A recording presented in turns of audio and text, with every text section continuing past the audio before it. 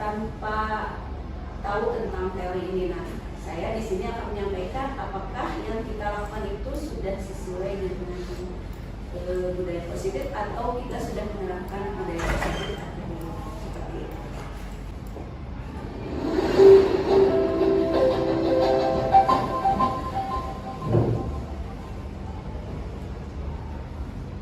Nah, ini adalah tema yang saya ambil pada presentasi kali ini, yaitu tentang budaya positif, terutama di sekolah kerjasama di Jawa Timur.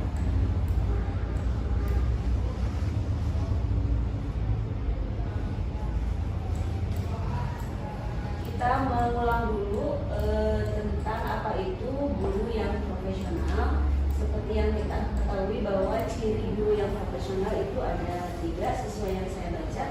Yang pertama adalah mempunyai sikap disiplin yang efektif, artinya guru tersebut memiliki keterampilan untuk mempromosikan perubahan perilaku positif di dalam kelas. Jadi tidak sekedar membuat murid kita terdiam atau suasana kelas jadi hening pada saat pembelajaran, karena itu bukan menunjukkan disiplin yang efektif, tetapi ketika siswa mau fokus belajar, kemudian mengerjakan tugas dengan tepat waktu atau tidak datang terlambat, itu sudah menunjukkan bahwa kita sebagai guru sudah memiliki keterampilan disiplin yang efektif. Kemudian yang kedua adalah manajemen kelas. Ini pasti sudah dimiliki oleh Bapak Ibu guru semua, artinya kita memiliki keterampilan untuk memanage kelas yang kita ampuh dan mampu memastikan bahwa murid-murid kita berperilaku dengan baik. Itu seperti apa sesuai dengan tata tertib atau aturan yang berlaku di sekolah kita. Misalnya rapi dalam pakaian, ya, kemudian rapi dalam penampilan, kemudian tidak datang terlambat, atau kalaupun ada kondisi yang tidak memungkinkan atau darurat meminta izin terlebih dahulu ke guru tiket. Nah, itu salah satu ciri guru yang profesional, artinya bisa memanajemen kelasnya dengan baik. Kemudian ciri yang ketiga adalah perhatian. Nah, ini terutama Bapak Ibu guru yang menjadi wali kelas, ya, kita harus punya nilai lebih di ciri yang ketiga ini. Apa yang dimaksud perhatian di sini? Karena mungkin saya sendiri sebagai guru kadang terlalu sibuk dengan urusan pribadi. Ketika ada murid kita yang mau bercerita, baik itu permasalahan di kelas maupun di luar kelas, kita kadang sudah suka enggak mendengarkan, ya, kecuali mungkin ibu bapak mereka, ya, karena memang mereka tugasnya untuk mendengar curhatan murid-murid. Nah, ternyata kita pun tidak hanya tugas guru PK saja, kita pun sebagai guru baik itu di kelas maupun di luar kelas harus memiliki perhatian yang baik setiap bercakap-cakap atau berdiskusi dengan mereka dalam hal apapun, baik itu dalam pembelajaran di kelas maupun di luar kelas. Berarti kalau kita sudah perhatian kepada murid kita sudah termasuk guru yang profesional. Nah, kita masuk ke apa sih budaya positif itu? Ada beberapa hal yang bisa kita terapkan untuk menciptakan budaya positif di sekolah. Yang pertama dengan memahami dan menerapkan konsep disiplin positif. Kemudian yang kedua terkait motivasi. Ini penting sekali untuk menumbuhkan motivasi dari perilaku manusia itu. Kemudian yang ketiga, posisi kontrol kita sebagai seorang guru. Mana yang harus kita jalankan dan mana yang sebaiknya kita kurangi supaya terciptanya budaya positif di sekolah. Yang keempat adalah membuat keyakinan sekolah atau kelas. Mungkin Bapak Ibu masih ada yang baru dengan istilah keyakinan sekolah atau kelas ini, padahal sebenarnya memang sudah menerapkan. Perlu kita garis bawahi bahwa keyakinan kelas atau sekolah itu sangat berbeda dengan peraturan dan keyakinan. Nanti kita bahas lebih lanjut. Kemudian yang kelima, nah ini penyelesaian konfliknya kita akan mencoba menerapkan ketiga restitusi.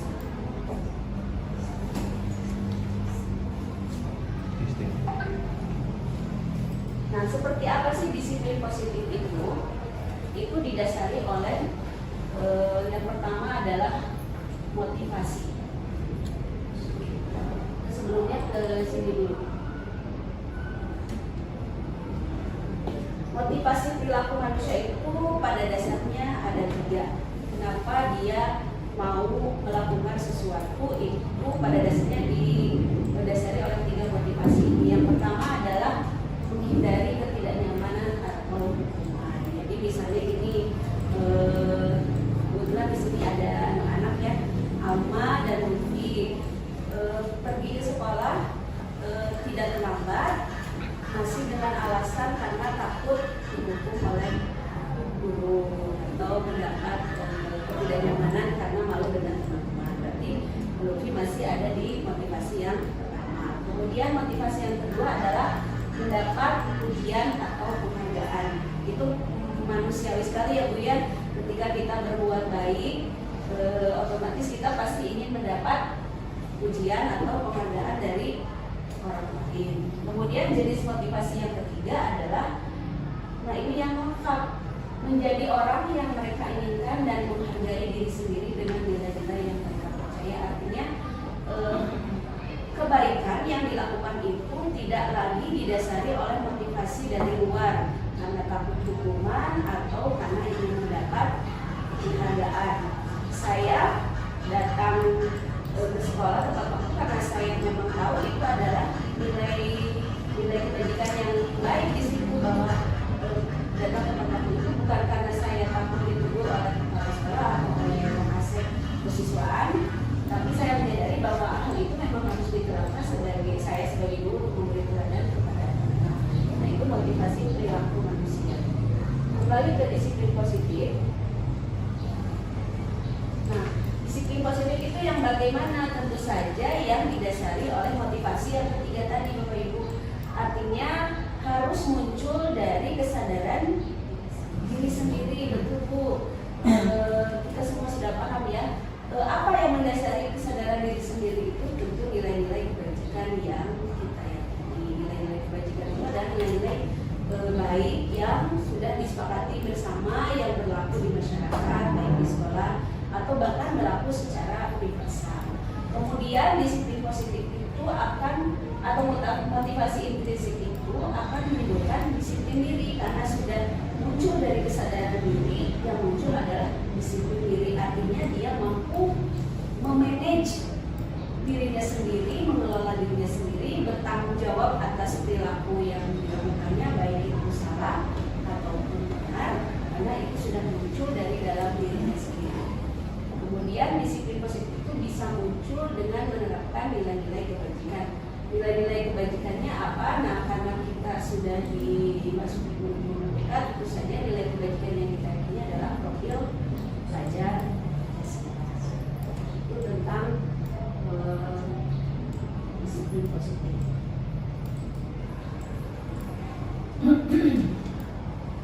Nah, dari 3 motivasi tadi kita bisa mengambil kesimpulan untuk motivasi pertama. Kalau kita berbuat baik hanya karena menghindari hukuman, berarti kita hanya berpihak atau kita hanya menunjukkan bahwa kita hanya takut pada hukuman, karena pada dasarnya hukuman itu sifatnya sepihak, tidak ada pemberitahuan dari yang menghukum dengan yang dihukum, kemudian menyakiti sifatnya kalau hukuman itu baik fisik maupun psikis.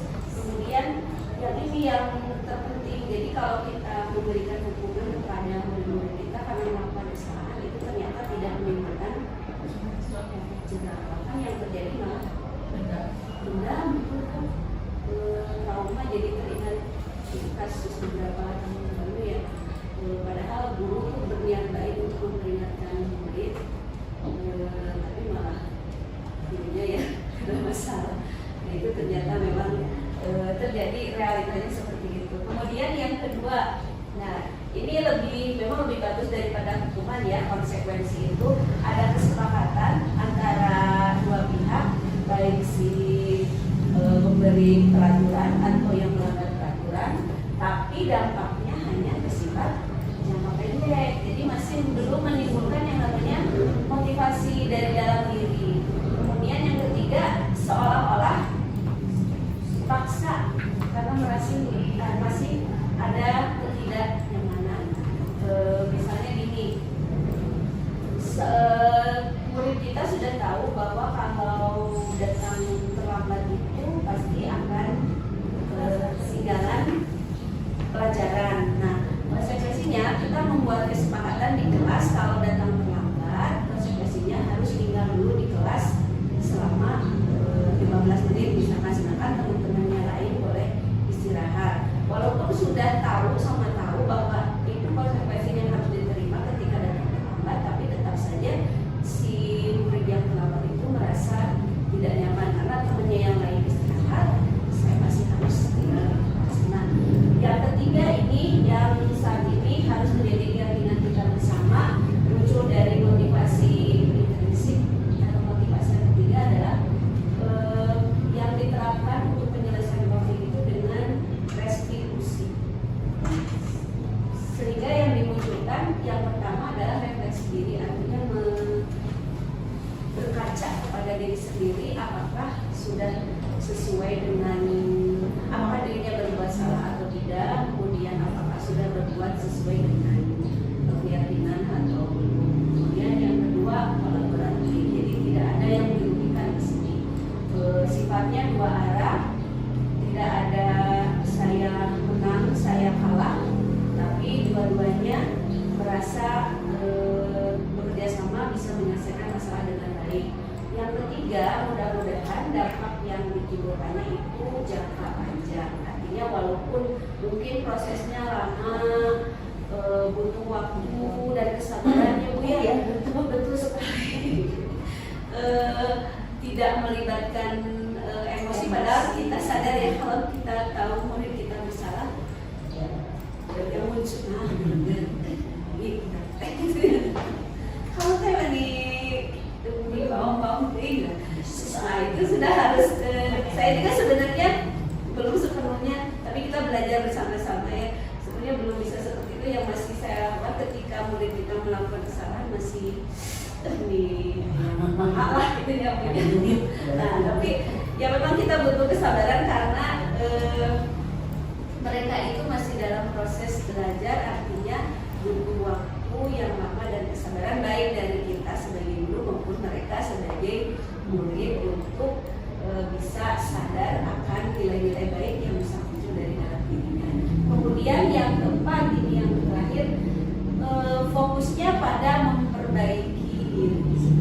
Jadi bukan untuk menerima hukuman, bukan untuk menebus kesalahan, tapi fokusnya untuk memperbaiki diri, memperbaiki permasalahan. Nah, itu terkait dengan tadi tiga motivasi perilaku yang muncul dari manusia.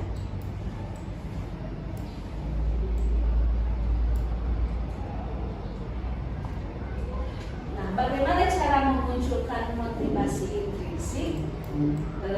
Saya yakin ibu bapak guru juga sudah tahu bagaimana supaya siswa atau murid kita bisa muncul kesadaran diri sendiri. Yang pertama sebenarnya yang utama itu tadi kata Bu Yati harus sabar ya Bu ya, harus sabar, harus menghindari. Kemudian yang kedua menghindari hukuman, hindari sekecil mungkin memberikan hukuman kepada murid yang bersalah. Kemudian hindari penghargaan yang berlebihan. Jadi penghargaan itu boleh. Jadi ketika anak melakukan kebaikan, datang tepat waktu, kemudian tugasnya diselesaikan dengan baik, kita tentu saja harus memberi penghargaan kepada mereka ya. Tapi jangan berlebihan karena itu nantinya malah saya ada mau gitu kan dia dapat hadiah dari Bu Tuti, biasanya kalau tugasnya selesai dapat coklat sekuit satu. Sesekali boleh mungkin Bapak Ibu, anak-anak juga senang ya, tapi mungkin jangan setiap saat diberi seperti itu. Yang ketiga adalah kurangi motivasi eksternal seperti yang tadi, saya datang tidak terlambat atau saya mau mengerjakan tugas karena mau dapat hadiah. Jadi dikurangi bukan dihilangkan tapi dikurangi, karena saya juga kadang suka seperti itu, apalagi kalau mereka sudah membantu pekerjaan saya dengan baik, sebagai ucapan terima kasih saya kasih mereka parah. Nah, insya Allah dengan ketiga proses ini memunculkan motivasi intrinsik itu, maka akan muncul disiplin yang positif. Nah, ada posisi kontrol guru namanya. Nah, saya seringnya berada di yang dua sebelah kiri, menghukum dan membuat rasa bersalah. Saya sendiri bukan pernah, makan sering ya, menjadikan diri saya pada posisi penghukum dan membuat rasa bersalah ketika murid-murid kita melakukan kesalahan tanpa kita tahu dia sengaja atau tidak gitu ya. Karena itu tadi manusiawi, ketika orang melihat orang bersalah itu inginnya marah duluan ya, marah duluan, terus kamu ada gitu kayak itu, kamu kan terharunya kayak ibu ini terberat dicare itunya kayak wae eta rambut dari potong-potong ya bagus gitu. Aduh, bagus nih sama Pak Asep yang sering sekali menangani siswa. Pasti ada pernah keluar ucapan seperti itu, berarti itu kita dalam posisi membuat salah-salah. Tidak apa-apa, itu namanya pengalaman. Saya juga belum sampai ke tahap yang kelima yang sempurna sebagai manajer. Tahap yang ketiga adalah sebagai teman. Jadi kalau teman mungkin bedanya ini dibanding dengan membuat rasa bersalah. Kalau teman itu tidak menyudutkan ya, tidak menyudutkan, lebih bisa mendengarkan apa yang murid kita jelaskan, kenapa dia sampai berbuat kesalahan. Yang keempat adalah memantau. Nah ini memantau udah berapa kali nih kamu nih terlambat dalam seminggu. Wah ini kamu dari 10 tugas yang ibu berikan cuma 2 gitu, mungkin gitu. Tapi tidak berada dalam posisi hukum atau pembatasan kesalahan. Tapi itu tetap menimbulkan kenyamanan. Kayak kita aja kalau belum selesai kayak betul. Terus di share di grup, Bu Mila belum menulis. Nah itu kan berarti dipantau ya. Jadi pasti ada ketidaknyamanan ya di kita juga. Nah yang terbaik itu memang yang di posisi manajer, artinya bisa menempatkan diri sebagai teman sekaligus pemantau, tapi yang fokusnya adalah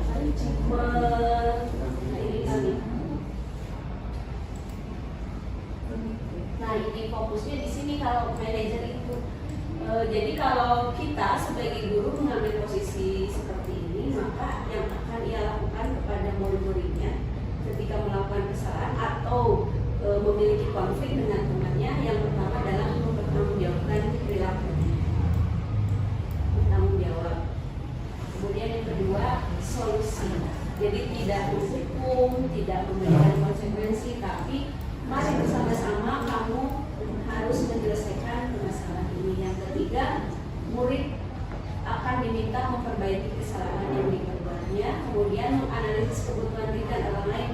Kenapa kamu sampai melakukan kesalahan tersebut? Sebenarnya apa yang kamu butuhkan sehingga kamu melakukan kesalahan tersebut? Bapak Ibu pernah ada kasus ini nggak di kelasnya? Jadi ada siswa yang suka mengambil makanan punya temannya di sana. Punya ya. Itu kedai cicing benar, jadi tukang nyempotan mamen gitunya. Dan ternyata setelah dianalisis anak itu memang di rumahnya sama ibunya tidak ditahan. Jadi boro-boro mungkin dibawain makanan atau uang jajan, diberi sarapan pun tidak, akhirnya dia mengganggu temannya di sekolah ya Bu ya. Terutama ke anak perempuan biasanya. Nah itu jadi dia harus mampu menganalisis kebutuhan diri. Ketika dia melakukan itu, artinya dia butuh makan gitu. Jadi gimana solusinya supaya terpenuhi? Yang keenam, memimpin murid menjadi manajer bagi dirinya sendiri. Dari ke poin-poin yang utama yang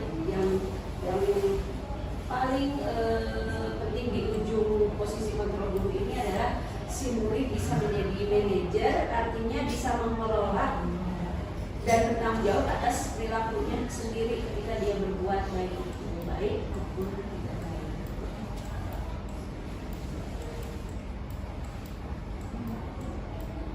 Nah ini yang istilah yang sekarang sedang digaungkan, bukan lagi peraturan tapi keyakinan sekolah atau kelas, istilah bahasa Inggrisnya kelas membibis ya. Jadi kita sebagai guru itu harus mewujudkan keyakinan kelas yang bisa menjadikan kesepakatan yang diyakini bersama-sama dengan siswa. Artinya guru juga melaksanakan hal itu dan siswa juga melaksanakan kesepakatan yang sudah diyakini. Artinya begini, apa tadi saya sudah dijelaskan di depan, kenapa yang muncul sekarang keyakinan bukan peraturan. Karena setelah dianalisis secara mendalam, peraturan itu sifatnya searah ya Pak Agus. Kemudian ketika dibuat, murid tidak tahu. Yang menentukan poin-poin peraturan itu hanya kita di sini di sekolah.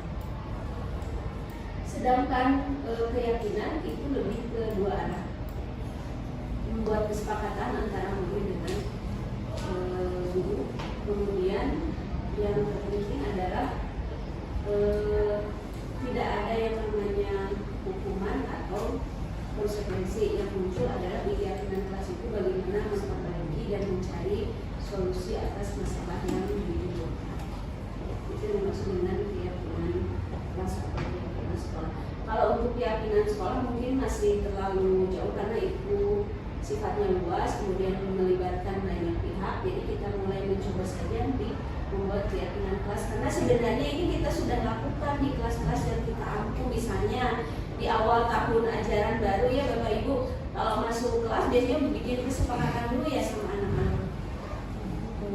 Ya misalkan kalau saya nih di pelajaran fisika ada 4 hal yang berhasil disepakati. Satu, pada saat saya masuk, alat atau buku pelajaran sudah siap di meja. Ya, yang kedua, boleh membuka HP kalau sudah diizinkan. Yang ketiga, jangan makan selama pembelajaran. Kalau minum masih boleh ya. Yang keempat, selesaikan urusan pribadi sebelum belajar juga, misalnya mau ke toilet atau membeli makan. Untuk apa dibuat keyakinan kelas itu? Supaya pelajaran fokus terus nyaman gitu, tidak terganggu dengan keluar masuk. Nah, tapi ini harus disepakati bersama dan gurunya juga ikut melaksanakannya. Maka langkah yang bisa dibuat itu yang pertama berdiskusi bersama siswa. Jadi semua siswa itu dilibatkan, jangan hanya pengurus kelas saja, misalnya KM benar atau sekretaris, tapi semua siswa. Kemudian yang kedua, identifikasi nilai-nilai yang penting. Jadi saya minta mereka masing-masing mengumpulkan pendapat kira-kira apa nih yang bisa dijadikan keyakinan kelas. Jadi ada 36 nilai yang dimunculkan. Kemudian yang ketiga, dari ke-36 itu kita kerucutkan jadi beberapa poin penting yang bisa menunjukkan bahwa kelas itu sudah nyaman untuk belajar. Kemudian disepakati, kalau sudah sepakat ditulis. Saya minta mereka menuliskannya di buku catatan di halaman paling depan supaya setiap membuka catatan itu, oh iya ini ada kesepakatan kelas bersama yang sudah disepakati dan harus ditaati. Atau bisa juga kita menuliskannya di seperti itu di depan, sehingga setiap mereka lewat keluar masuk jadi bisa dilihat. Yang terpenting adalah praktekkan secara bersama-sama. Jadi jangan menjadi tanggung jawab beberapa murid saja. Pun guru harus ikut terlibat dalam pelaksanaan keyakinan kelas itu. Yang terakhir adalah, nah, nilai-nilai yang sudah disepakati tersebut terkadang dalam kondisi tertentu ada yang tidak sesuai. Jadi kita evaluasi secara berkala nilai-nilai itu masih relevan atau tidak dengan kondisi di kelas. Nah ini yang terakhir, ini sudah dibahas dalam IHT yang beberapa kali tentang segitiga restitusi, dan sampai saat ini saya masih kesulitan melaksanakannya. Terkendalanya memang kasus siswa sekarang, ya Allah, sangat di luar nurul ya. Jadi setiap harinya bukan lagi sekedar loncat pagar atau bolos ya, Bu Haji Bar, bukan lagi yang apa sih, pakaiannya yang robek atau pendek apa gitu, tapi ya tiap dengar tiap Ibu BK ngobrol, Bu Mila ya, ya Allah gitu, ketemu lagi, ya Allah gitu, sama gitu. Jadi kasusnya sangat beragam, dan saya pun kalau untuk kalau saya harus menyelesaikan konflik yang memang level permasalahan itu pun saya kayak belum sanggup ya. Kalau untuk sekedar kemarin Alma sama Lutfi berantem atau Fahmi sering terlambat, masih sanggup lah itu. Kalau kasus yang Pak Ina sama Bu Yardi hadapi kemarin, saya masih angkat tangan kalau itu kasus seperti itu. Tapi tidak apa-apa, yang penting kita mau berusaha ya, sama berupaya demi siapa? Demi siswa. Nah, seperti apa segitiga restitusi itu? Jadi ada 3 langkah yang bisa kita lakukan saat menyelesaikan permasalahan. Yang pertama adalah menstabilkan identitas. Kemarin saya main pas jam istirahat ke ruang BK, kebetulan sedang ada ya, menangani kasus ya. Saya sangat tertarik sekali dengan pernyataan yang diucapkan oleh Bu Yanti pertama kali anaknya datang. Sini dulu nak, duduk. Coba, maaf ya ibu ganggu waktunya. Terus gak apa-apa, ibu juga tahu. Ibu lagi gini-gini, lagi masa gini-gini. Nah, itu sudah masuk ke dalam menstabilkan identitas. Ya, artinya mencoba menenangkan anak gitu ya, bahwa setiap orang itu pasti berbuat kesalahan atau pasti punya konflik, baik itu dengan temannya atau keluarganya. Itu yang maksud dengan menstabilkan identitas. Kemudian yang kedua, lanjut ke validasi tindakan yang salah. Setelah itu, setelah ditenangkan, baru kita tanyakan, sebenarnya kamu tahu nggak kesalahan kamu apa? Atau sebenarnya kamu sadar nggak kalau kamu sudah berbuat salah? Atau sebenarnya kamu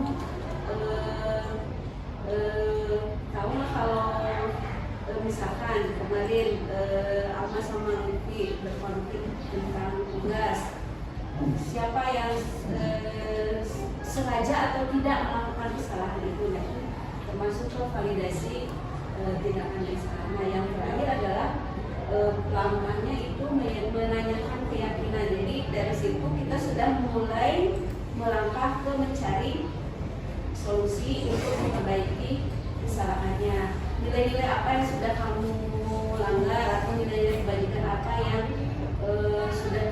sudah kamu tidak taati. Jadi kemudian apa yang bisa kamu lakukan untuk memperbaiki kesalahanmu. Nah, di sini mulai, kalau misalkan gimana nih supaya masalah ini selesai, gimana kalau gini. Nah, itu sudah termasuk ke tahap yang ketiga, yaitu menanyakan keyakinan. Nah, sebenarnya ada beberapa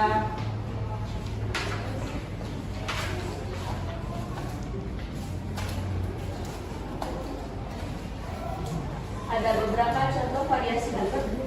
Saya sebenarnya tidak enak ini yang membacakan ini, karena ini saya yakin Pak Indra dan Bu Yanti dan Ibu Guru Bapak Wali kelas di sini sudah sangat sering melakukan ini ya.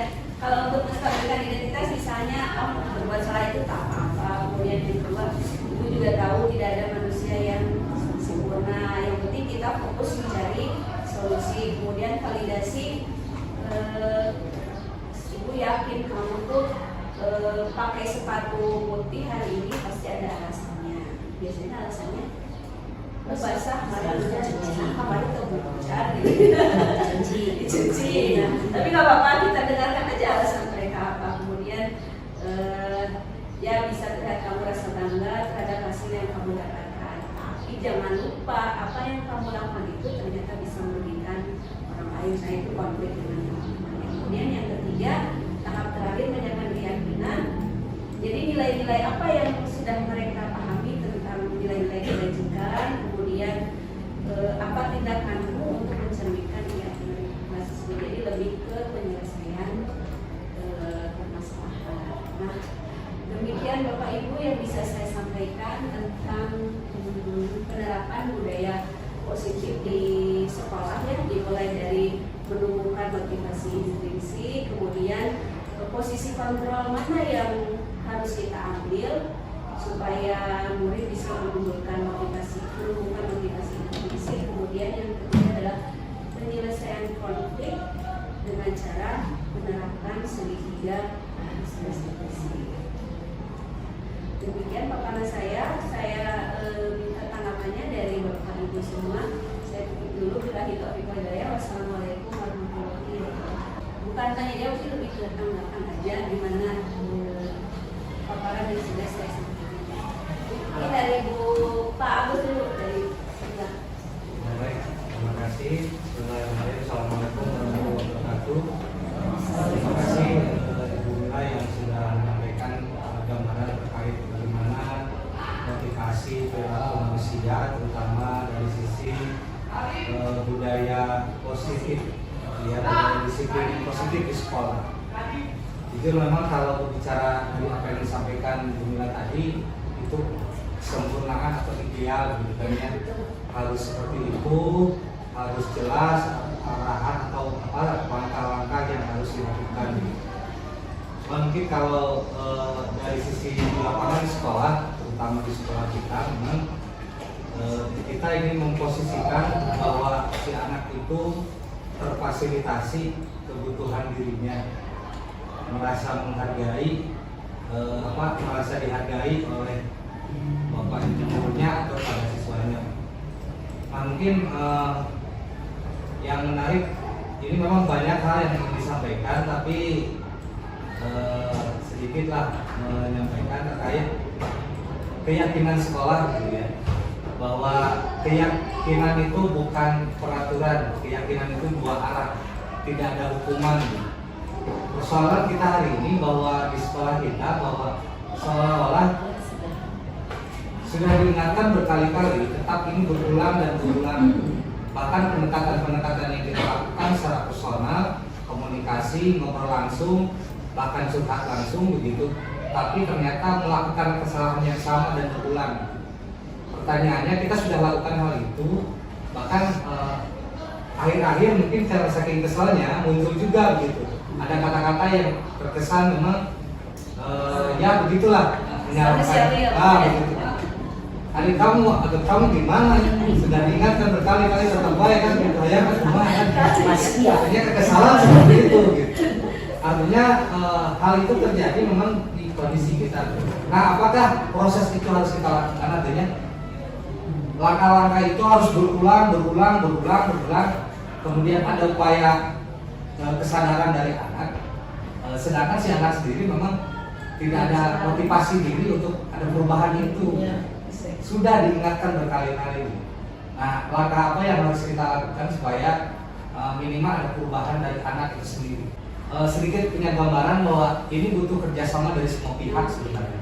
Tidak hanya personal, tidak hanya mungkin kesiswaan saja, tapi semua stakeholder di sekolah kita harus duduk bersama terkait peningkatan karakter kita, anak kita seperti itu. Dan itu memang harus terus berkelanjutan. Dipandu mungkin ya prinsipnya, dipandu hiji-hiji anak kan begini diarahkan gitu. Sedangkan tugas kita kan mohon maaf banyak sekali, tidak hanya mengatasi atau menangani sisa saja. Jadi ya mungkin sambil berjalan lah kita cari solusi yang terbaik atau kerjasama dari semua pihak. Terima kasih mungkin yang disampaikan. Assalamualaikum warahmatullahi wabarakatuh. Terima kasih Pak Agus, itu realitas kali ya Pak Agus, karena saya sering melihat Pak Agus dengan Pak Agus di ruang bahasa menyelesaikan permasalahan dengan siswa. Yang kalau saya ada di posisi itu, entah saya bisa atau tidak ya. Tapi sebenarnya baru kita sedang coaching ya. Jadi Pak Agus yang mempunyai permasalahan ya, sedikit mungkin apa yang disampaikan dengan realita itu memang tidak bisa berjalan dengan sempurna. Tapi Pak Agus sendiri yang sudah mempunyai solusinya, satu harus kolaborasi, bukan lagi tugas kesiswaan penyelesaian masalah itu ya, bukan lagi guru BK atau wali kelas yang harus menyelesaikan konflik dengan anak, tapi ketika kita merasa bahwa kita bertanggung jawab terhadap murid-murid kita, ya mari kita bersama-sama. Yang kedua, berkelanjutan yang Pak Agus, jangan bosan, jangan capek ya Pak Agus. Jangan Pak Agus, kalau Pak Agus capek gimana? Saya juga nggak tahu. Saya yakin Pak Agus kita juga sudah pasti melakukan trik atau langkah yang berbagai macam, mulai dari pendekatan, kata-kata yang halus, personal, ya, bahkan mungkin agak-agak terlihat lebay gitu ya ketika menyelesaikan masalah dengan anak. Tapi yang mau gimana lagi, ya memang itu ya. Sudah terasa akhirnya kepaksa ya. Ya tadi awal sudah Bu yang disebutkan, karena memang kata kuncinya adalah sabar. Sabar, kolaborasi, berkelanjutan, dan refleksi ya, refleksi diri kita sebagai guru. Ini sudah benar-benar langkah ini. Seperti halnya ketika menghadapi murid di kelas 9 yang pas jam saya pasti nggak ada gitu. Hari ini mah ambaknya mau sih pas lama mungkin belajar yang salah mungkin tidak menarik bagi dia gitu ya. Akhirnya saya coba introspeksi diri, ambil langkah baru yang hanya sekedar datang ke kelas, alhamdulillah kemarin ada ditanya. Mungkin kelasnya masih tidur gitu ya. Terus jubruk lagi ke ya itu. Terima kasih Pak Agus, salam buat Pak Agus. Nah, sekarang dari Ibu Wali kelas nih, mau siapa? Bu Hadi, silakan. Assalamualaikum warahmatullahi wabarakatuh. Saya mah dari wali kelas. Memang banyak banget masalah setiap tahun itu, minimal 3-4 itu pasti ada kasus yang betul-betul butuh penanganan gitu ya. Dan wali kelas saya berbicara saya sebagai wali kelas, jadi betul-betul diteliti gitu kalau anak memang dihafalkan. Jadi lebih perlu hafal daripada kelas-kelas yang lain untuk siswanya. Kalau dia pegang, dilihat sikapnya gimana gitu. Kemudian tugasnya. Nah, dia tidak hanya yang bermasalah besar seperti kemarin, tetapi juga yang masalah kecil juga diurus oleh wali kelas. Kalau kelas lain walaupun ada ininya tapi tidak berani yang ngurusnya, kenapa? Karena lapor ke wali kelas. Nah, kalau kemarin sempat udah berhubungan dengan BK berkali-kali sampai semua hasil diturunkan kemarin itu luar biasa. Itu betul luar biasa. Belum pernah ada yang seperti itu. Biasanya hanya sebatas BK pun hanya yang memegang kelas itu, angkatan itu misalkan kelas 11 saja. Ini sampai seniornya itu udah diajar itu di bawah gitu ya. Itu karena sangat luar biasa. Tapi betul memang kuncinya sabar. Masalah seperti itu kata Mbak Yanti kemarin itu sini nak gitu, masuk sini gitu. Terus saya salah apa gitu? Saya salahnya di mana gitu?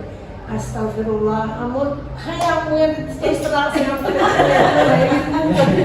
ciwit ya udah. Kemudian Mau menyamar gitu ya? Nggak mau dipanggil orang tuanya. Gitu. Orang tua dipanggil, nggak mau datang orang tuanya. Itu kan betul-betul ini. Alhamdulillah kesabarannya. sudah terbiasa berkali-kali jadi wali kelas bertahun-tahun, santai aja. Dia nantang begini-begini, ngomong akan bawa brimob dan sebagainya. Kita tetap, karena kalau Kepancing ya Bu ya? Ibu tanya gini, sebagai orang yang sudah berumur lah gitu ya, punya anak juga, jadi lebih memposisikan wali kelas itu orang tua wali murid yang akan sangat dok gitu kalau dikasih tahu oleh pihak sekolah anaknya seperti itu. Padahal dalam pikiran wali murid itu anak itu baik banget, juara kelas, gitu, santun. Begitu dikasih tahu itu pasti ini ngambek gitu. Sampai wali kelas kemarin disalahkan macam-macam, tapi ibu tegur anak saya, kenapa ibu nggak tunggu dulu nggak WA saya, kenapa begini. Nah, takut banget gitu datang ke BK itu kan Pak menganggap anaknya sangat baik dan ke BK itu jelek gitu, jadi belum pernah ke BK sama sekali gitu. Dia nggak tahu BK itu apa gitu ya, sehingga ini jatuh banget gitu, jadi harga dirinya gimana gitu kalau dibawa ke BK gitu, sampai seperti itu. Image beda itu Ya, padahal enggak ya.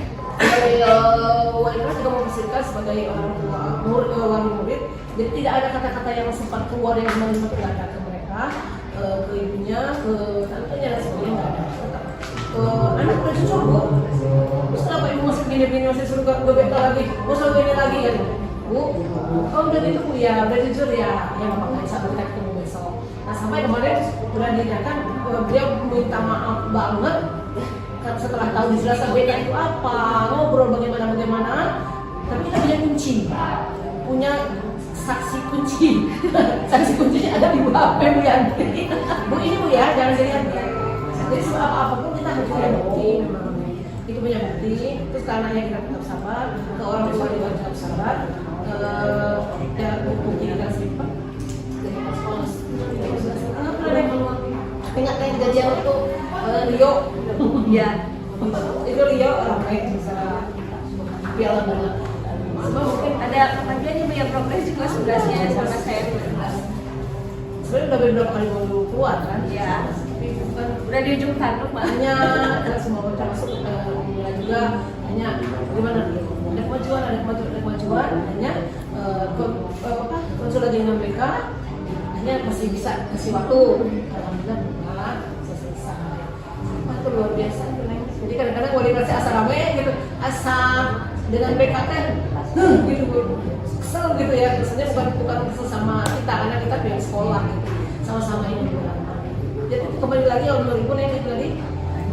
Tapi bagaimana dengan ini nih, bagaimana dengan aturan baru yang disediakan oleh Pak sekolah bahwa ini aturan yang membela guru tuh. Nah, apakah ada, tapi nggak sempat baca selesai itu, apakah di situ ada misalkan kita kata Pak Agus kita ada keras ke siswa, ada pembelaan di situ atau bagaimana? Tapi ini udah di-share ke orang tua. Jadi maksudnya orang tua harus tahu gitu aturan itu bahwa guru kalau misalkan keras ke siswa demi anaknya nggak boleh mereka begitu. Jadi tidak ada aturan melindungi guru gitu. Kalau sejauh yang saya tahu itu lebih ke perlindungan ke gurunya. Jadi selama ini kan banyak kan proyeknya Pak Batu kayak gitu. Jadi kita seolah-olah pihak sekolahnya aja atau pihak pemerintah lepas tangan dengan adanya yang edaran itu, mudah-mudahan kita sebagai guru ada perlindungan ya Pak Gus itu ya. Selain dari usaha kita ini yang menunjukkan motivasi, itu kita yakin kita semua ingin ini ya Pak Gus, Pak Haji. Dan kalau dirilah sadar siksa ladar, kasarnya kita tidak bisa begitu ya. Ya mungkin ini yang kita bisa lakukan hukuman ujian motivasi sekarang. Dari segi gurunya, alhamdulillah kita sudah dapat. Jadi di mulai di kelas cuma lebih banyak sentuh pembelajaran, lebih banyak ke motivasi, cita-cita kami yang memakan mereka. Bahkan ibu sampai bersikap gini, dulu kami dicubit, diputer, diangkat dari sidak koreo, nggak ada yang berani lapor ke orang tua. Malah takut. Malah takut apa kenapa? Biasanya pasti dimarahin lagi.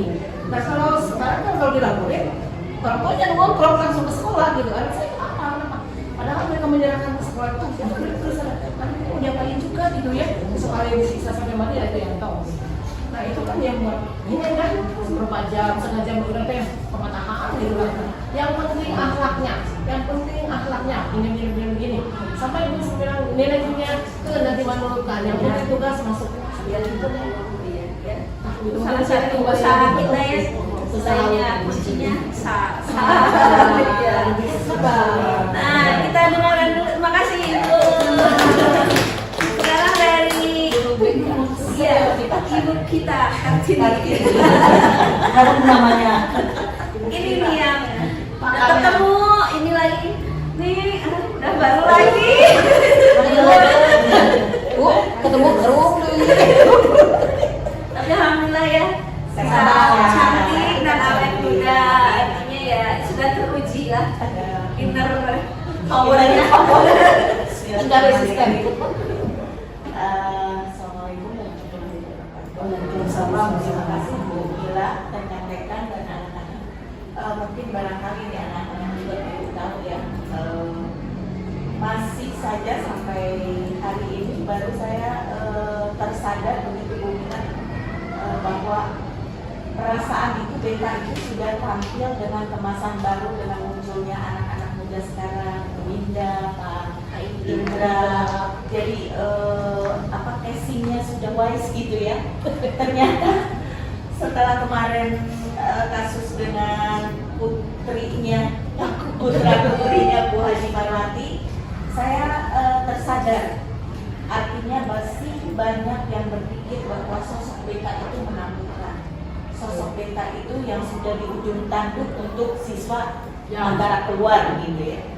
Artinya ada pekerjaan berat lagi ya Pak Indra ya, kita untuk mencarikan image pada siswa bahwa beta itu tidak seperti itu. Bahkan kemarin juga ada siswa yang berkata begitu ya Pak Indra, beta itu seperti astagfirullah. Pada intinya kami tersadar rekan-rekan Unila dan anak-anak, mungkin siswa kita itu banyak faktor yang membuat apa yang dipaparkan oleh Unila dengan realita yang terjadi itu agak berlawanan, bukan artinya bukan berlawanan sejalan, terlalu jauh kita untuk masih jauh kita untuk menapak ke sana, walaupun kita insya Allah niat kita mau ke sana untuk sebenarnya sudah tahap-tahapannya sudah ada dilakukan. Pak Agus Wayana ditambah lagi sabarnya, ditambah lagi kekuatannya untuk tetap berdiri di depan anak-anak ya. Karena Pak Agus kita nggak mungkin bisa menyamakan siswa kita dengan SMA Bandung, SMA 1 Sumedang, karena inputnya juga berbeda. Zonasi kita berbeda dengan zonasi Sumedang, SMA 1, zonasi Bandung. Wayangnya Pak Agus, kalau kita paksakan siswa kita ini harus sama dengan sekolah yang baik, yang lebih baik, patah-patah kitanya siswanya juga. Karena kita memaksakan sesuatu untuk merubah bentuk, merubah ini dengan termaksaan. Berarti seperti yang Bu Mila paparkan di segitiga restitusi itu betul sekali. Tahapannya kita mencari tahu dulu siapa yang kita hadapi, identifikasi dulu siswa siapa. Lalu walaupun setinggi apa cita-cita kita terhadap siswa, siswanya belum, kita nggak bisa. Jadi turunkan dulu, kita raih dulu siswa supaya bisa paham apa maksud kita berhadapan dengan siswa. Itu mungkin barangkali ini. Jadi apa yang kita harapkan perlu waktu dan perlu kesabaran. Mungkin barangkali ya anak mereka dengan semangat terus juga marahnya biar marah di ruang BK aja. Apa ya oke. siap ditampung. Assalamualaikum warahmatullahi wabarakatuh. Waalaikumsalam. Terima kasih. Sebenarnya di sini saya banyak belajar ya dari Pak Agus sebagai siswaan, dari tidak Pak Indra sebagai BK, guru BK, dan dari Bu Eis, Bu Haji Marwati, Bu Haji Tuti, Bu Elina sebagai wali kelas yang memang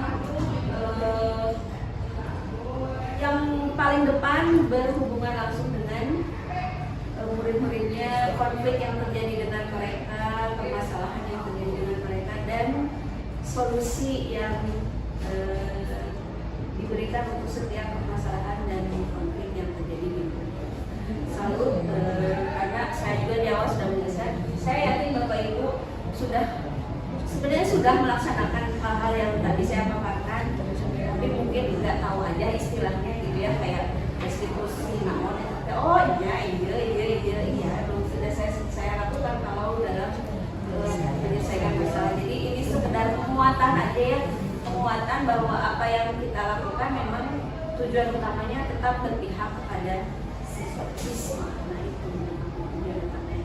Apapun kondisi kita, apapun keadaan kita, sedang masih saat awal, sedang rudet ya Pak Indra ya. Tapi tetap di sekolah kita mengedepankan kepentingan. Ada tambahan dari Bu Haji? Pak Asep tadi. Pak Asep? Sama Bu Haji? Haji Wida. Nah saya ini akan menampilkan video sebagai praktika infrastruktur yang sudah saya lakukan bersama anak-anak. Modelnya ada di sini.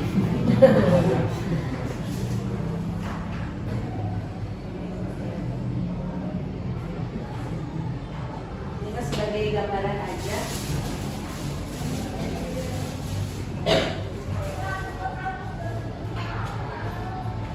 Ada 2 kasus yang saya angkat di sini dan kasusnya masih yang belum wah, ya Pak Indra ya. Masih tentang siswa yang belum disiplin dan konflik yang terjadi di antara mereka.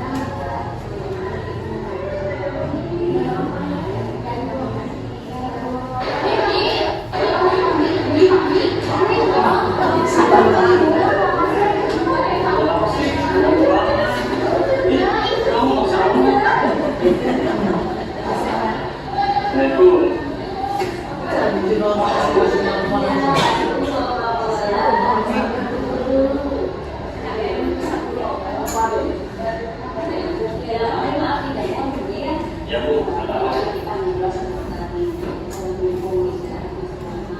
Juga tetap berani dari beberapa minggu kalau ini terus supaya sudah bisa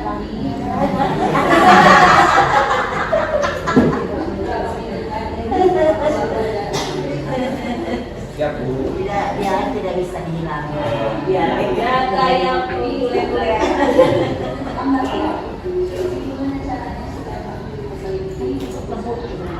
Memang dia jadi bahasa Sunda terus Kami yang punya bahasa Sunda lagi. Jangan terlambat. Ya.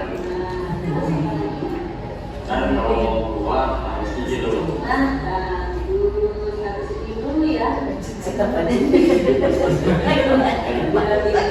Oke, jadi satu jalan terlambat tadi bukan cuma di Jambi aja ya, yang pada naik kalau keluar harus Izin. izin. Terima kasih. Jadi mulai hari angkutan kami jalan angkutan Ya Bu. kalau harus izin. Ya. Ya. Ya. Iya, terima kasih ya sudah memberikan kesalahannya benar menetapkan kebijakannya. Terima kasih Bu.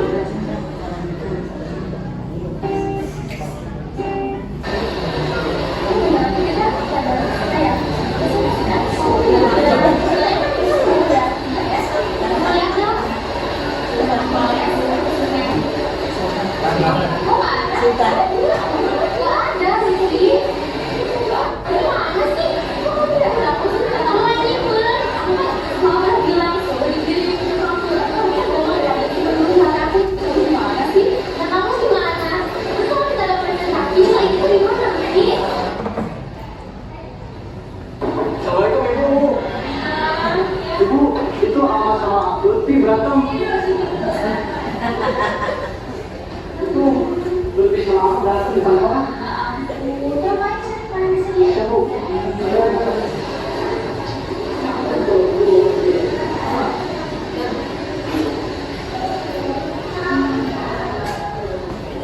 Kasih ya Dika. Sama Ibu. Iya.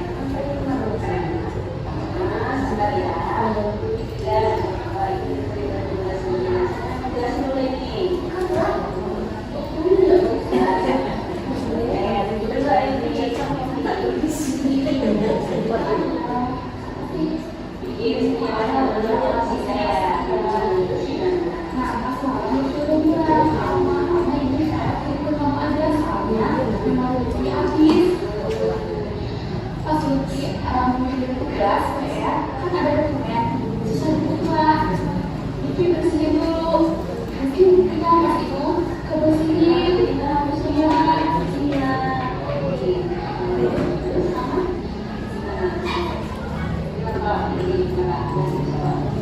kita nggak bersih, nggak bisa ada makanan itu.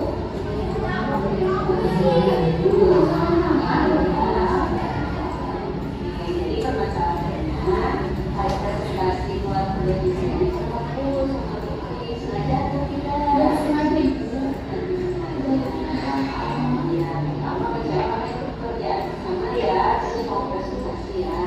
Oke, itu kita fokus ke penyelesaian masalah ya, jangan fokus ke siapa yang bersalah, mungkin bersalah atau apa yang bersalah. Sekarang kita akan mencoba ke penyelesaian masalah ya.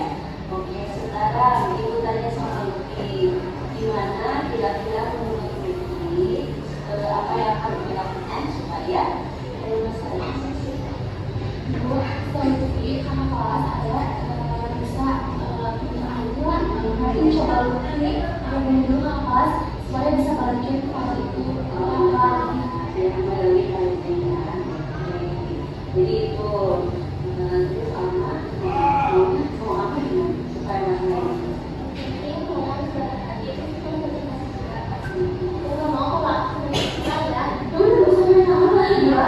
ini.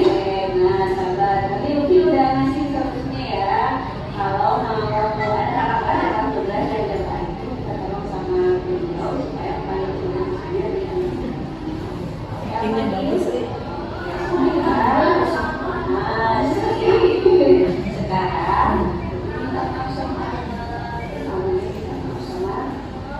masalahnya sudah selesai ya.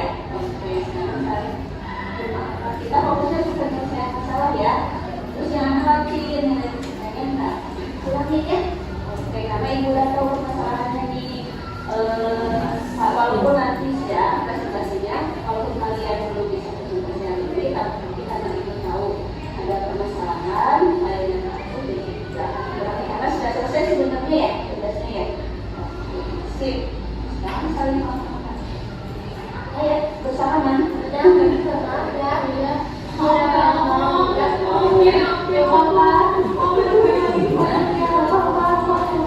Ya, jangan sekarang lagi. Semuanya nilainya aman ya.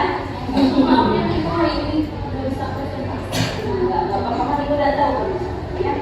Ini masalah bisa selesai dan kemudian bisa lepas.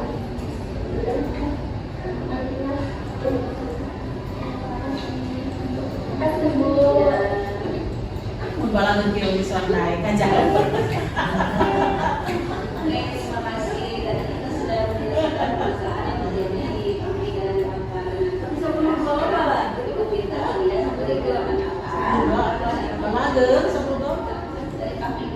Dokter mah, menurut saya itu masih senang itu dari itu juga kita menceritakan hanya menasihati saja dengan tugas kalian atau pengikut. Dan semua karakter baik yang ibu ucapkan itu juga tidak akan ada jika tidak ada dari kesadaran diri sendiri.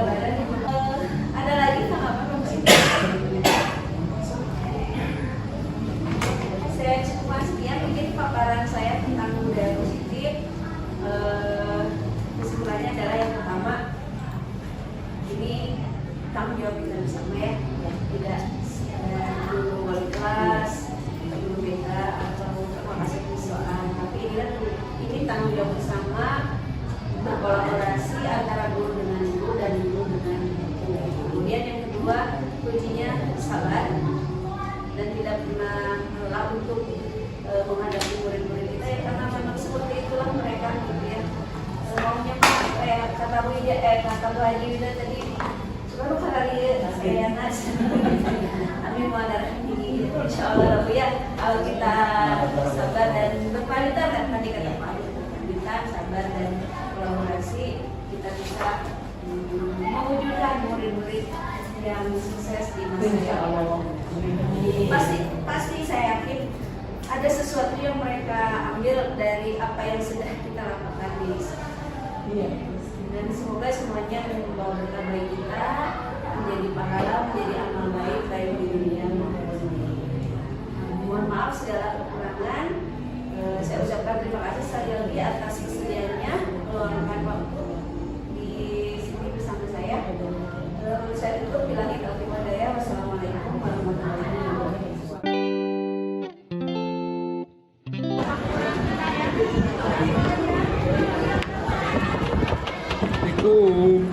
Assalamualaikum.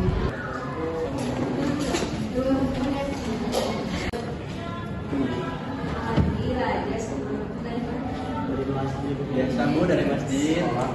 Habib Haji.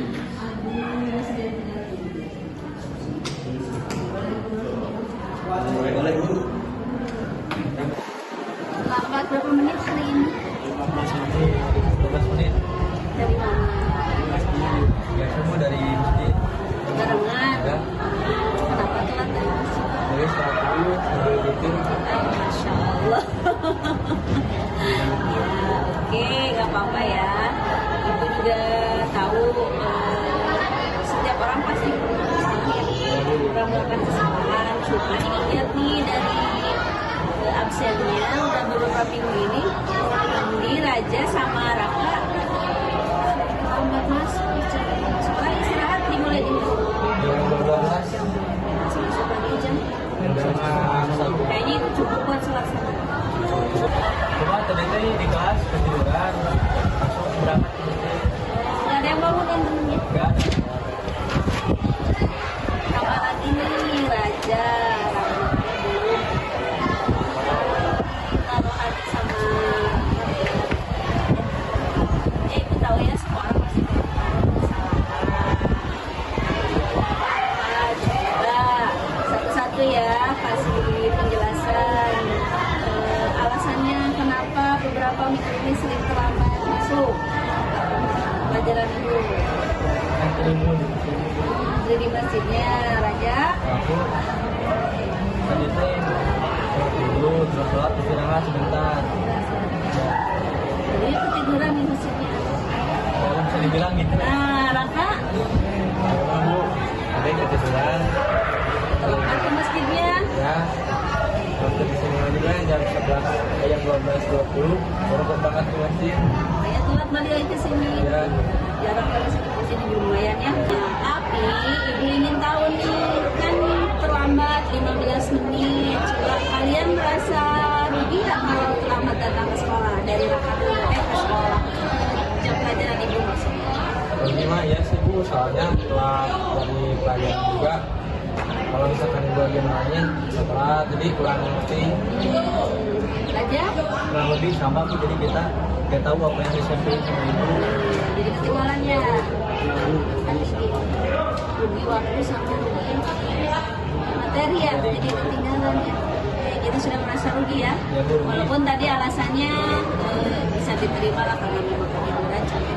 Apalagi udara panas banget ya, Ya, Bu, sekarang enak buat tidur di masjid ya. Ya, coba dingin dan kipas angin Bu. Betul. Oke, nah itu berarti sudah tahu kesalahannya di mana, terus merasa rugi juga ya. Ya, Bu. Nah sekarang coba, kita kan sudah buat kesepakatan bersama ya. Ya, Bu. Pas dulu di awal ibu masuk di semester 1, salah satunya adalah jangan Lambat. terlambat atau datang ke kelas Tepat waktu. tepat waktu. Betul sekali Raja, itu keyakinan bersama ya, kesepakatan bersama. Coba kira-kira mau memperbaiki nggak? Oh Bu, ya Bu, mau bermain mau Memperbaiki baik. nggak menurut Hani? Apa yang bisa dilakukan supaya nggak Lebih cepat Bu. lebih cepat ke masjidnya? Raja. Kalau dari Raja begitu bel berbunyi biasa ini kita jangan langsung ke masjid sholat terus makan setelah nggak akan kemana-mana lagi. Kakak Selalu pendapatnya apa tadi sama ah iya gitu. Jadi nanti ini kan bertiga ya, jadi saling mengingatkan nanti ya. Ya, Bu. Cepat sekarang masuk, tapi mudah-mudahan jangan di jam pelajaran ibu aja karena udah dikasih tahu sekolah di jam pelajaran gitu ya. Terutama buat Raja rambutnya belum dirapiin. dirapiin ya. Jadi bukan apa-apa, coba kalau itu ada nggak enak apa enggak?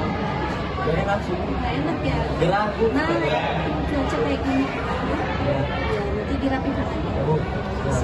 Sekarang langsung bergabung sama temennya berdiskusi ya. Ya, Bu, makasih.